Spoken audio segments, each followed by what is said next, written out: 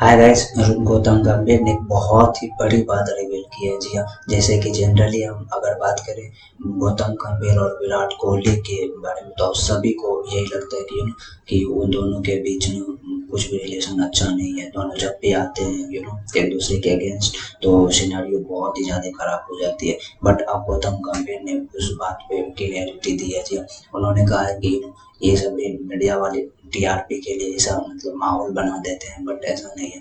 मेरे और विराट के बीच में रिलेशन काफ़ी अच्छा है। इनफैक्ट वो उन दोनों के बीच में तो चैट वगैरह भी होते हैं, मैसेज वगैरह भी होते हैं, बातें होती ही रहती है। नॉट साफ साफ कभी जब से कोच बना नॉट ओनली दैट, उससे पहले भी मेरी और विराट से काफ़ी अच्छी वार्तालाप होती ही रहती थी। हम दोनों के बीच में मैसेजेस शेयर होते ही रहते हैं। तो देखो यार, रिलेशन तो दोनों के काफ़ी तगड़े हैं, बट हम एज अ मीडिया वही देखता है जो ऑन फील्ड हमें देखते, बट रियलिटी में ऐसा बिल्कुल भी नहीं है। दोनों के रिलेशन काफ़ी अच्छे हैं।